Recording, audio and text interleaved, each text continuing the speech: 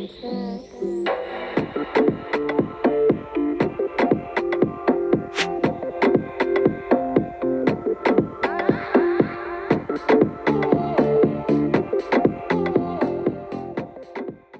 back to another episode of That Pharmacist Show. Today we are here with the lovely ladies of That Pharmacist Show. Down on the end, we've got Dr. Shanita, Dr. Mariko, and Dr. Q, and Dr. Tiv. Today we'll be having a special guest. We have Dr. Chantel Griffith, who specializes in dermatology, who will be speaking with us today. It is going to be such a pleasure to have her and to pick her brain a little bit about skincare. We are also celebrating Mother's Day. Yeah, Mother's Day is coming up soon. So, what do you guys plan for Mother's Day? Anything special? Anything you would want somebody special to do for you for Mother's Day? So, I don't have any plans right now, but my ideal fairy tale Mother's Day would be, have somebody cater to me. Who is somebody? Like Noah? Somebody? No. Noah's her son, y'all. I'm just saying, that's mother. You a mother. You want Noah to serve you breakfast in bed? No, I don't. that would be an interesting breakfast. I wouldn't mind my kids serving me breakfast in bed. No, my son, he could give me a Mother's Day gift, but you don't trust him in the kitchen? No, I don't. The kitchen would be burnt down. But let's switch to somebody else. Anything special you doing for Mother's Day? I don't have plans yet, but I will say that this is going to be a really special Mother's Day for me, because number one, my mom spent quite a bit of a journey in the hospital February 1st, and so we're just now probably a month out of her getting released from the skilled nursing facility, so it's a blessing to even have her with us this Mother's Day. And then for me, this is my last Mother's Day with my daughter in grade school, so she's going to graduate. That's why I have my senior 2023, and on the back it says Mom, because I'm graduating too. So this is going to be a really special Mother's Day for me. 4 years from now, theoretically, Mother's Day will be her graduating from college. And I can't believe that 4 years is going to go by so quickly. So, yeah, I don't have plans yet, but I'm sure there's a brunch and a mimosa somewhere. I'm working for Mother's Day. However, I do get off while the sun is still out, so I'm sure that my family, my husband, and the kids will have something planned for me. But as I was saying before, we're on this self-care journey. So sometime, not necessarily on Mother's Day, the plan is to probably go get a massage, go get a pedicure, maybe get waxed. And I was actually thinking about getting some skincare, like a skincare treatment done at one of the facilities that they have near where I live at. So. Okay. Awesome. What you doing for Mother's Day? Well, I'm not a mother, but I do plan on spending that day with my mom and just spoiling her. I typically try to take her to a spa to get a massage or a facial. She tends to opt for the facial, so that's probably what we'll do together. Although I'm not a mother, I'm still going to spoil myself. Yeah. I'm joking. You know what? It's funny because I actually like the facials more than the full body massages now too, which rolls really greatly into what we'll be talking about a little bit later about skincare. But I find it's something about that warm mist on my face and them just massaging my face that actually give me more pleasure than the full body massage, because sometimes that can be a little awkward at times, right? And then they still give you a nice little shoulder rub, which is where I need where I wear most of my stress anyway. So I found that the facials are really, really great. You find that your skin it's bright. I actually do see it right in the beginning when I first get it, they still have all these products on it, so it's kind of greasy looking. But within about 2 weeks, I was looking in the mirror dang girl, you look good. You glowing and stuff. I get really bad blackheads, so I love that they're able to really get in there and get all that gunk out of my pores. And then within a week, my skin is just beautiful. Yes. I've never Yes. had a facial. Oh, honey. Well, you know what? That should be one of our things. We should do something on location before, like, just do it. Cause Yes. I have a membership. We should go. Y'all know our 2nd year anniversary is coming up. When is that June, right? Juneteenth. Yes. Oh, So, yes. We gotta do, okay. Next show, y'all. Next show, we may have to, Do it at a spa. That would be Yes. nice. Mariko's first spa. Yep. That sounds like fun. All right, now let's jump into Our guest speaker. So we have today Chantel Griffith, MD. She's an incoming dermatologist resident finishing up her intern year in Marietta, Georgia. She's active in dermatology community as a part of many societies, including the American Academy of Dermatology and the Skin of Color Society, and prides herself in being an advocate for her patients, her community, in her free time. She enjoys traveling, dancing, spending the time with her fiance and their 2 children.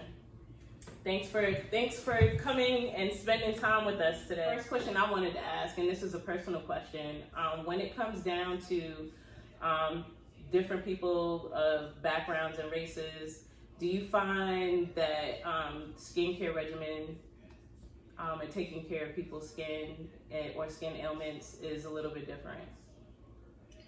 So that's an awesome question. One thing that drew me to dermatology to begin with was the difference in caring for people's skin of color. While the diseases might be the same, their manifestation, how they look to a doctor, can vary wildly in darker complexion individuals. So for me, it was important that people of my community get the right diagnosis and the right treatment for certain diseases that might not manifest the same way in like their Caucasoid counterpart. So while the treatment might be the same also, identifying it, diagnosing it can be a little bit tricky or require more information, more knowledge in darker skin. So that's the only difference is identifying diseases, but for the most part, the disease process, the treatment, once you have the right diagnosis, it's about the same, but it's getting to that diagnosis that's a little, not tricky, but it takes a little extra to get there. I was gonna say there was a situation with my oldest daughter. I had taken her to her actual doctor, who's actually African American, was out on vacation. She had something on her neck here that had kind of looked like a ringworm. We saw 2 pediatricians that misdiagnosed her twice, and it took for her provider to come back and looked at it one time, and I can't exactly remember what it was. It wasn't ringworm. It's something weird that happens. It's like a black circle and a rash that forms somewhere around the side of it. pityriasis rosacea. That's exactly what it was, I think. Pityriasis rosacea. I think so, yeah. And she hit it right on the head one time, knew exactly what to do and how to treat it. As soon as she prescribed the medication for it, gone. I was like, wow. I find it, and I'm not biased by any means, but for my family, I tend to lean towards going to providers of color, because they tend to, that to me was a perfect example. Anyway, what is a good skincare routine? So the best skincare routine is something that's nice and simple, and something that you can be consistent with, because consistency is the most important factor. You want a nice gentle cleanser. If you have oily skin, you want something that's gonna address that. But you don't necessarily need to use like an exfoliating cleanser every night. You also want in the morning, after your cleanser, you put on like your vitamin C, or if you have acne, your board certified dermatologist would prescribe you some medications to put on in the morning, and then you follow that up with a nice gentle moisturizer, and then of course sunscreen. Sunscreen is the most important thing. And then in the evening, again, a nice gentle cleanser to remove your makeup. The trend right now is double cleansing, where you have like an oil-based cleanser to break up the makeup and the sunscreen for the day, and then a foaming cleanser afterwards. Then you would put on your night treatment, which could be a retinol, or it can be nice niacinamide if you're getting rid of some like dark spots or something like that. Again, your board certified dermatologist can help you with that. And then a nice moisturizer to go to bed. But the more simple routine prevents the breakdown of your skin barrier. It decreases the chance of like an allergic reaction or an adverse reaction. You keep it nice and simple, 3-4 steps. You're more likely to stay consistent with it, and that's really what's going to get you to see the nice, clear, glowy skin. And what about toners? Do you feel like those are necessary? A toner? Mm-hmm. I don't use a toner. I'm sure there's a use for it. I'm sure there's a need for it. I just have not come across that yet. So what chemicals and fillers should we avoid in those skincare routines? So chemicals to avoid are actually chemicals. Some chemicals shouldn't be mixed. So, for example, benzoyl peroxide and a retinol you probably shouldn't mix together. You don't want to you don't want to use too many acids like salicylic acid, glycolic acid. You don't want to use those all the time and together because again that will kind of break down your skin barrier. But if you have a product that some active ingredients come together in it, then it's more than likely safe to use together. But just don't overuse the acids. So my daily routine, right? I want you to pick apart anything that you would suggest or not suggest, right? And I'll throw product names out there. I mean, so in the morning time, right? I generally wash my face with like a CeraVe. Was it CeraVe? CeraVe. A CeraVe cleanser. I use it's called Rejuve. It's got like cannabis and a bunch of fruit extracts in it as a spray on my face. I then use a vitamin C serum and a moisturizer that has SPF in it. Do you suggest?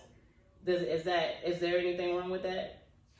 So I have not read the research on cannabis and its effects on the skin barrier or the blood vessels in the skin or what have you.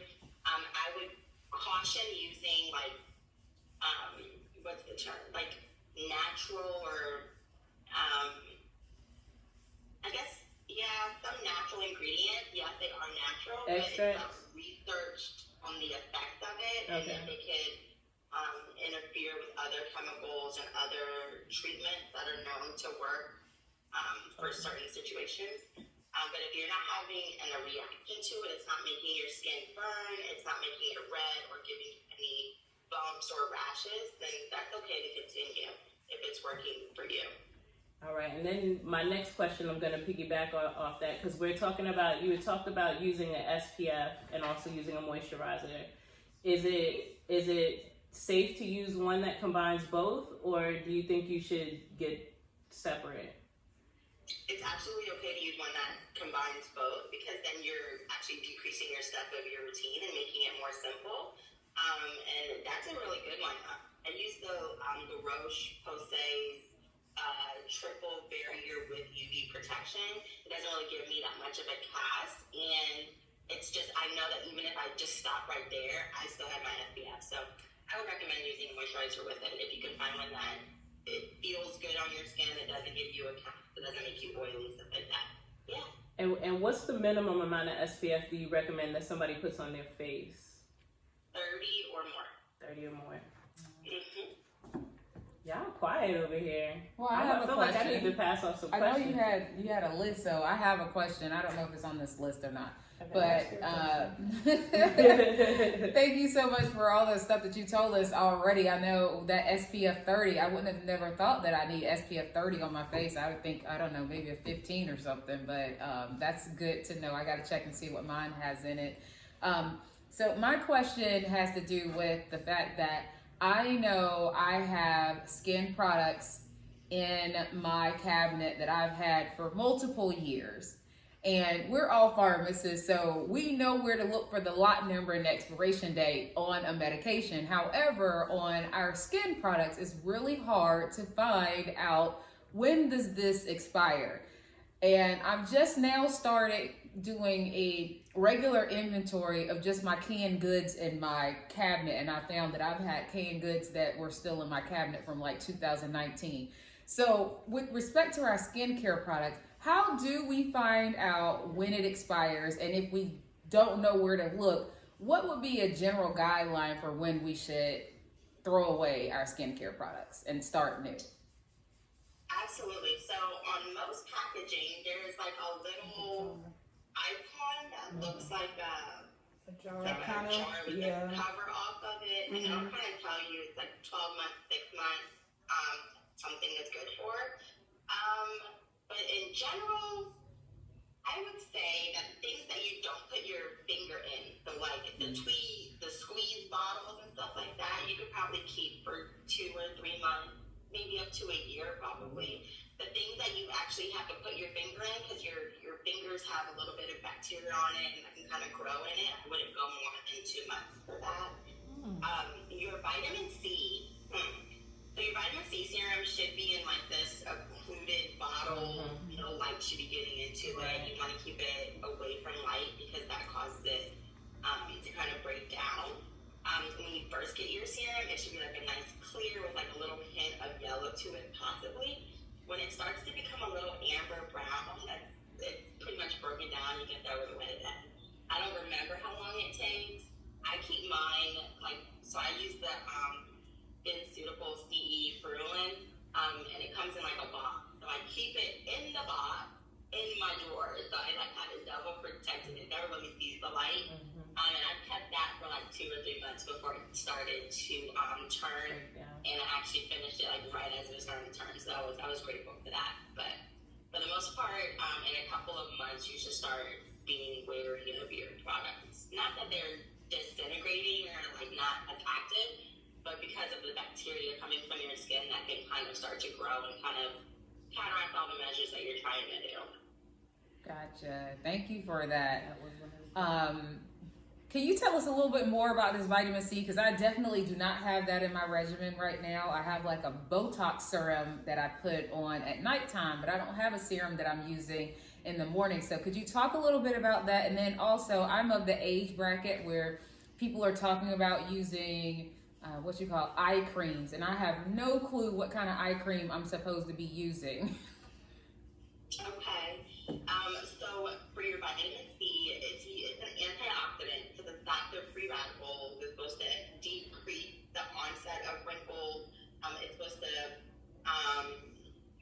the repair or like reduce your skin turgor, lighten dark spots. It's just like a nice brightener. I want to say like do it all kind of serum, but it hits a lot of the problem areas and it's very preventative. So I would use that in the morning after you've cleansed your face. Since the serum is pretty thin, so it wouldn't be able to penetrate through like your moisturizer. So I use it right after you've cleansed your face. Some good brands, the Skin Suitables, it's pretty pricey. I used to use the Urban RX, Urban Skin RX, something like that at Target for like $25. You can use that. Neutrogena has a brand. I use number 7. Olay has one. La Roche has one as well. So if you just like peruse the Target skincare section, which is my favorite part of Target, each brand has like a nice vitamin C. You want one that you don't want it to be in a glass or a see-through bottle. You want it pretty opaque to protect it from the sun. And then that's about it. That's it for the vitamin C. It's a miracle serum. That's my favorite part of my skin routine. Yeah. And then you said the eye cream. So there's many different things you can put in your eye cream, right? You could do hyaluronic acid, which would increase the water attracted into your dermal layer and help plump up the skin. You can also, I think Olay has, or Rock also has one with retinol in it. It's like a more less potent version of retinol, so that way, because the skin under your eyes are very thin, or thinner than the rest of your face, and so it's sensitive. So it's more formulated retinol for the eye area. It's just depending, I guess, on what it is that you're trying to achieve with it. If you're in the evening, you're trying to decrease the wrinkles and what have you, then the retinol-based formulation would be best. If in the morning you feel like you have bags under your eyes or like a hollow blood, or you just want to liven up that area, you can, I think it, number 7, another brand of Target, that's the caffeinated one, to help brighten the eyes in the morning or tighten up under eye area. So you can use that as well in the morning to kind of give you that result. So just to go back on what you were talking about with regards to retinol. Retinol is not to be used during the day, correct? It's strictly for nighttime. You don't want to expose your skin to the sun when you're using retinol products, correct? Right. The sun will deactivate the retinol molecule and make it inactive, so it would be a waste to use it during the day. Good info. And could you please educate our viewers on who would not be a good candidate to use retinol? So if you have pregnancy, definitely, because it's a vitamin A derivative, and that can cause like birth defects in the developing fetus. And then also if you have a history of intracranial hypertension, you want to stay away from the vitamin A derivatives as well. There are a couple of other conditions that you would want to avoid it in. Your physician or your dermatologist would be the best to go through your medical history and make sure nothing would interfere with it. But definitely pregnancy or a history of intracranial pressure. Are there any vitamins that you would suggest that would help with I guess your skin, your hair, your nails, anything like that? There is a nutrient called Nutrafol. It has been researched and shown to provide thicker, stronger hair. Biotin is not recommended. It interferes with some thyroid testing, and it's not very well absorbed by the body for your skin or your nails and stuff like that, unless you're biotin deficient. Other things, make sure that you are not anemic. So a nice checkup from just a regular physician would help, because they would let you know if you are vitamin deficient. But taking extra vitamins might not necessarily improve your skin or hair health. And then some vitamins are stored in the fat, and they're not readily excreted by the body, and so you can actually overdose on some of those vitamins. So it's important to have a good follow-up with your primary care physician or your dermatologist, and they can let you know if you're deficient in something and if you need to be supplementing. Okay, so you mentioned biotin. What about collagen? Collagen, it can be beneficial, not to a high amount. I can't remember the exact dosage that it would be beneficial, but it's not as interfering as the biotin. The collagen is okay, but I don't think it would make that much of a difference. I think that's so interesting because I feel like that's a little bit of a myth buster. You have all these over-the-counter hair and skin products that toot biotin as being the end-all be-all for nails and hair and skin. It's interesting that you are saying that it is not really that good. Yeah, from my personal experience, I've had patients report exacerbations in their acne because of biotin. So I do know you have to be pretty careful about the amount of biotin that you're consuming, because it can actually irritate your skin. Yeah. Cause problems. So one of our viewers had a couple questions. One was, can vinegar help clear foot fungus? Actually, yes. We frequently recommend a vinegar bath that people can soak their feet in to kind of get or treat the foot fungus. The only thing is it takes a while. It takes a few weeks of it, doing it consistently, and sometimes patients don't have the means or the time to dedicate to doing that for a while. Also, if you have toenail fungus, it's harder to treat it superficially or from the surface, and it would be better treated with an oral tablet or cream.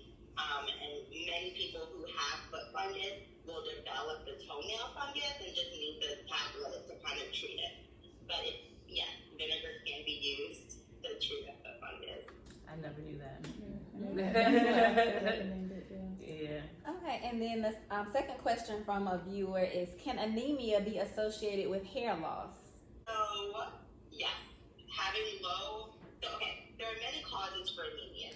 One of the causes is iron deficiency anemia.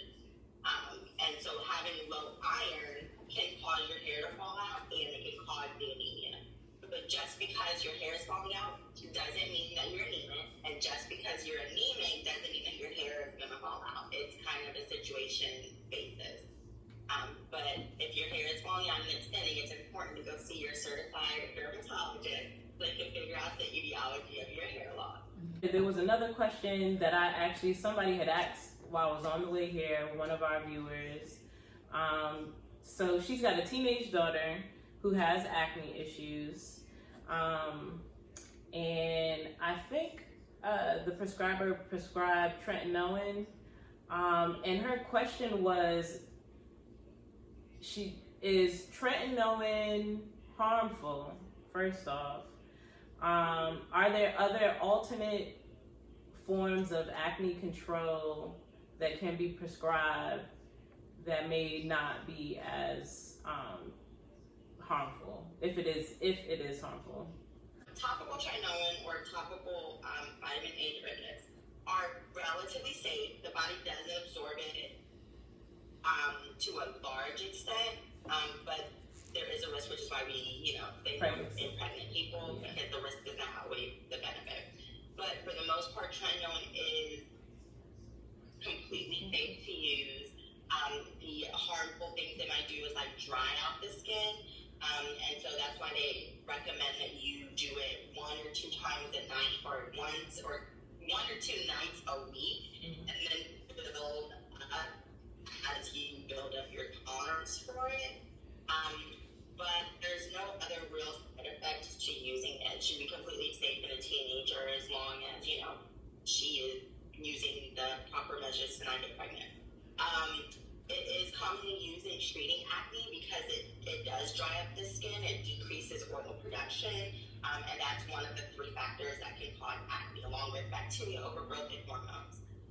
There are other ways to treat acne, but it depends what the cause of the acne is. So getting on something like birth control or something like that can help treat it.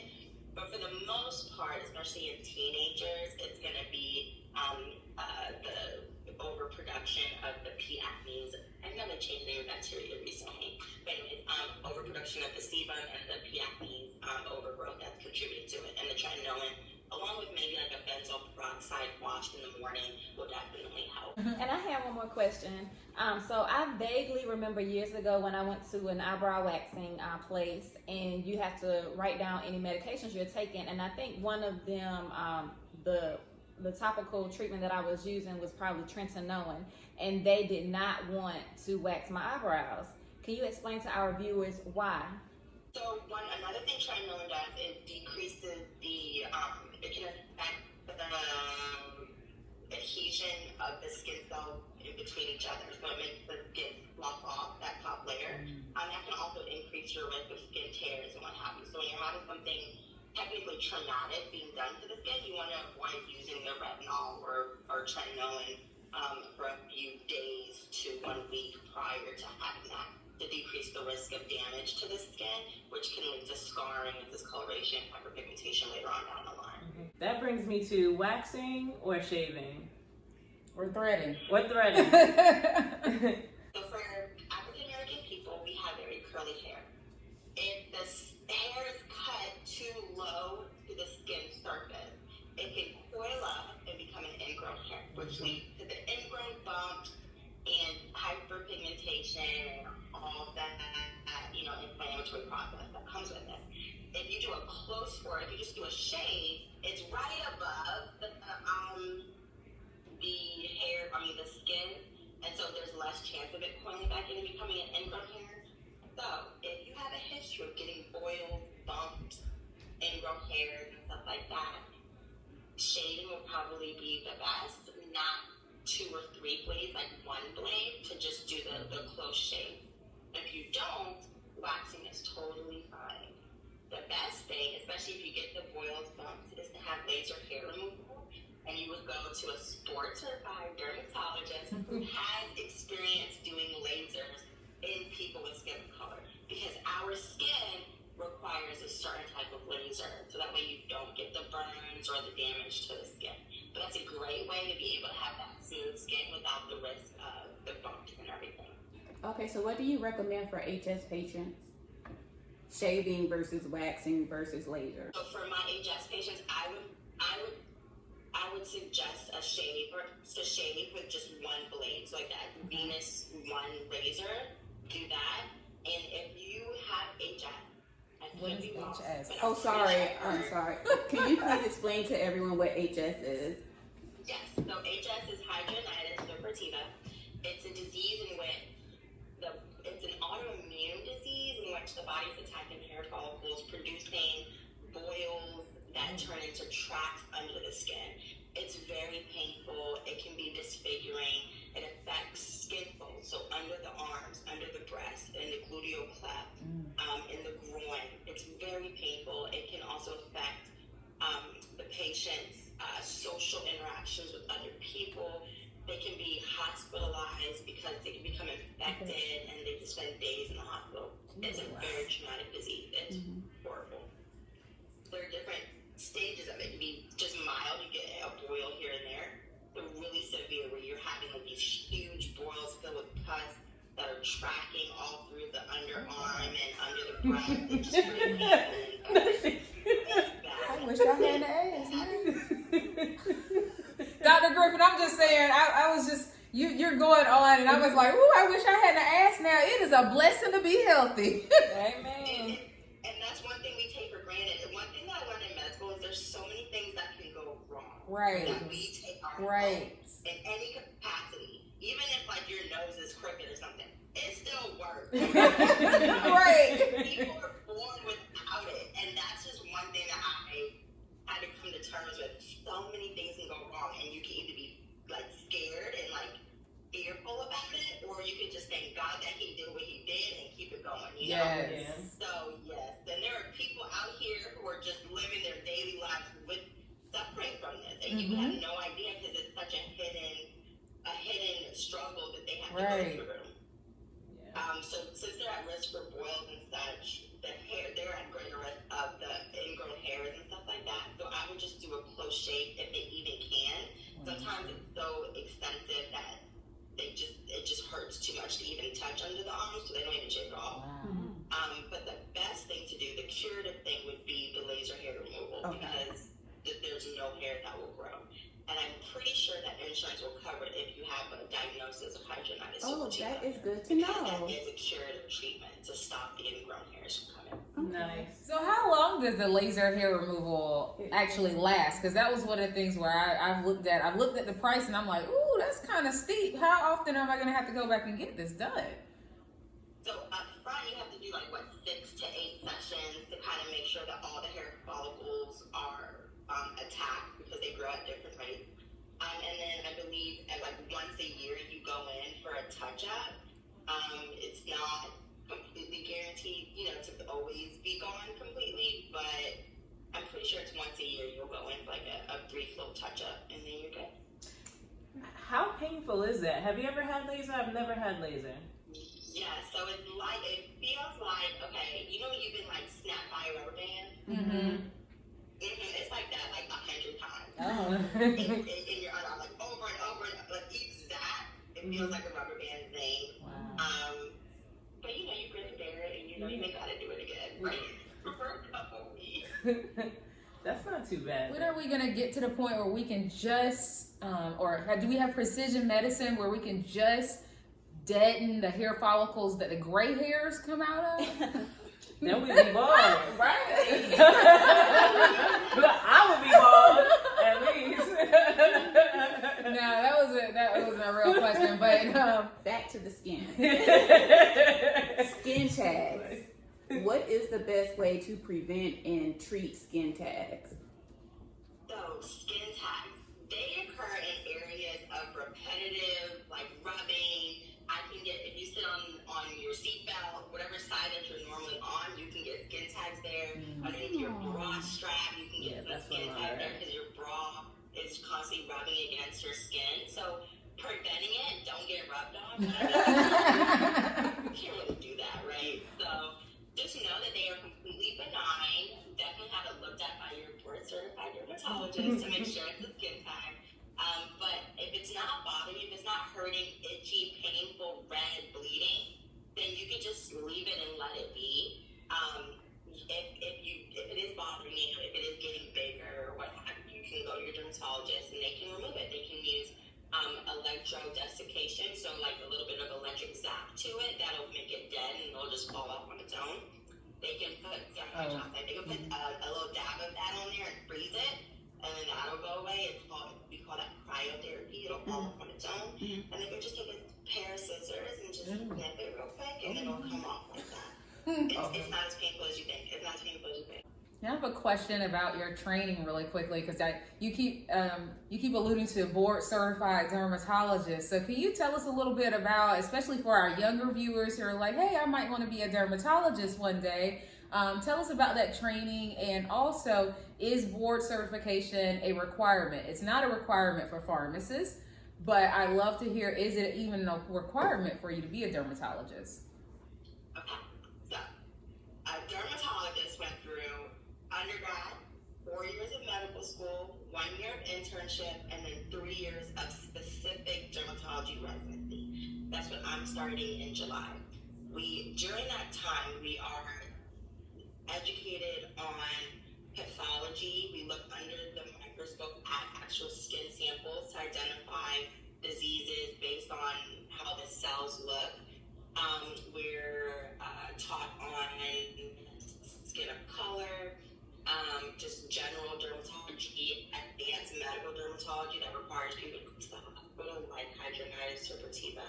We're also counseled on pediatrics, or we're taught on pediatric dermatological pathology, and something else. Oh, the cosmetic stuff like lasers and Botox and fillers and stuff like that. So we get a nice, well-rounded training in residency, as well as just general dermatology like acne, psoriasis, and then the more complex derm like hidradenitis suppurativa, where people are actually admitted for.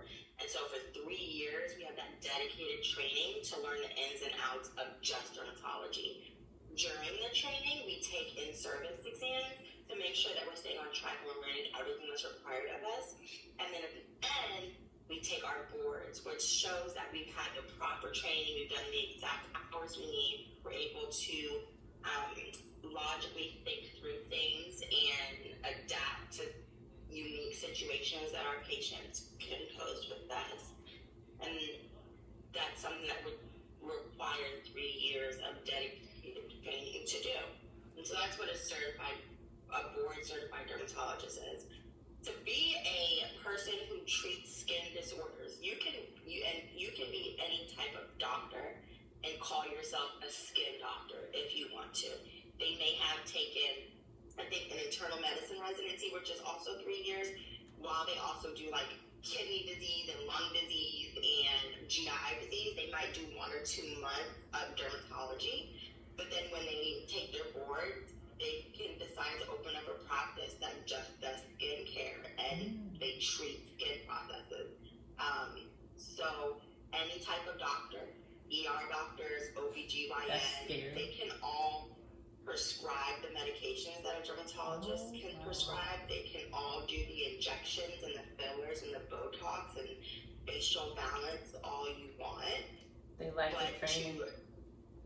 To diagnose and treat and to truly treat the skin, and that's what we were trained on, I would recommend going to a board certified dermatologist, because that's all we've done for 3 years. We are the experts in the skin. But that's just my little soapbox. I will step down now. No, that's very helpful. I think it's very helpful for viewers to understand what's the difference as well. We're seeing a really huge uptick of aestheticians as well, right? And so they're starting to get some of the market share of a lot of the cosmetic type of situations that people are doing, some of the permanent makeup and things of that nature.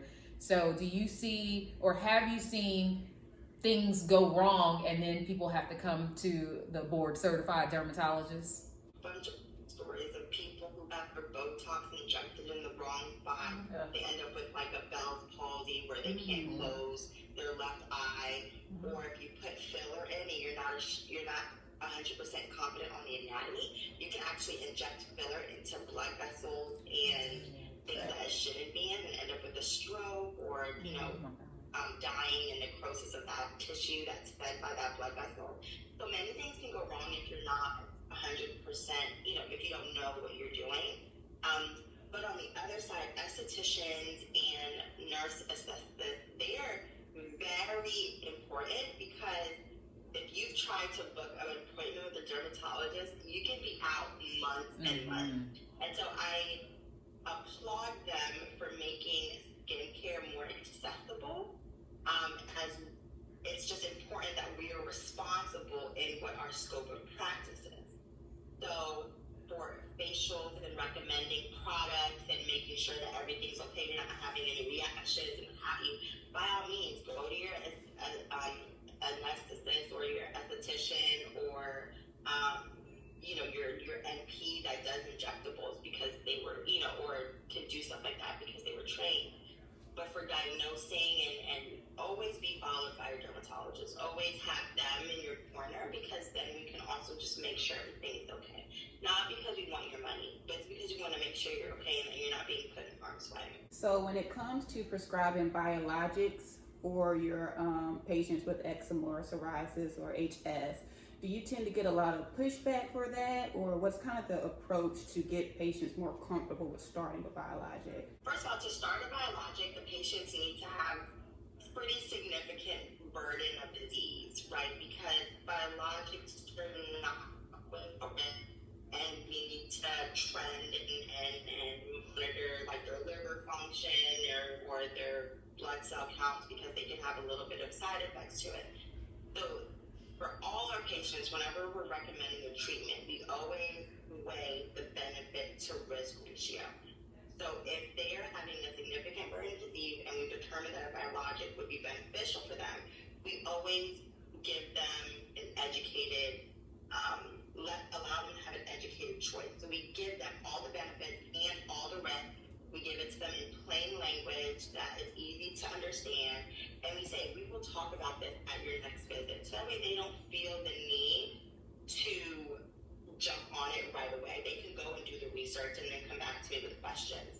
And then if copay is an issue, because every time you come see me, it's a different copay, I can say, just message me when you decide if you want to do it or not, or if you have questions. We don't necessarily have to wait until you 6 months to follow up. But for the most part, I think that involving the patient in the decision making makes it very easy for them to either say, yes, I want to do it, or no, I don't. And then I always respect it and say, okay, if you don't want to do it, it's still there for us, but just realize that we've done A, B, C, and D, and then we haven't gotten the treatment we needed to. We'll continue to try, but just know that this is an option. And if you have any questions, we can address that as well.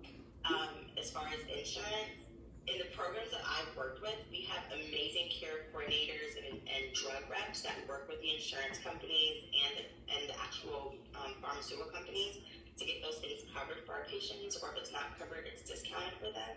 So once we get the patients on board to take the medications, it's nice, smooth sailing, and kind of get it to them at a reasonable price and make sure that they're able to get it reliably for the year or however long they're going to be on it.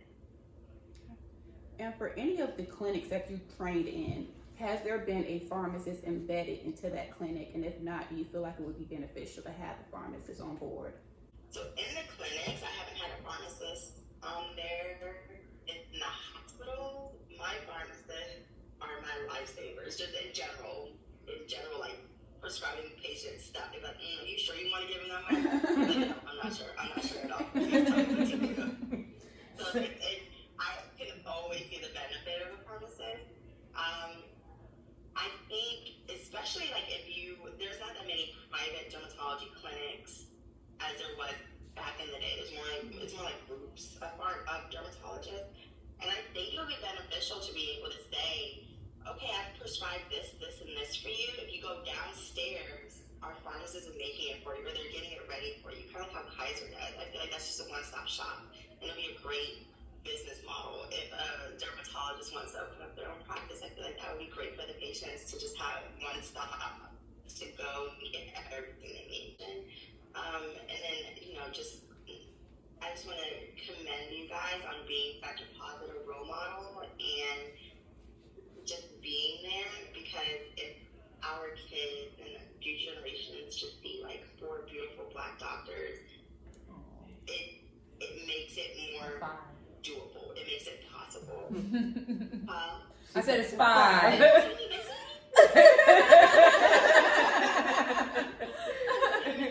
But I'm so proud of you guys. I'm so grateful for you guys, and thank you for having me. Dr. Griffith, thank you so much for joining. Yes, And where are you best doing of your- luck for your residency? Where are you doing your residency? I will be at Penn State in Hershey, Pennsylvania. Ooh, I can smell it now. The sweetest place in the world. Right. Well, congratulations on that. That's awesome. Best of luck to you. That is awesome.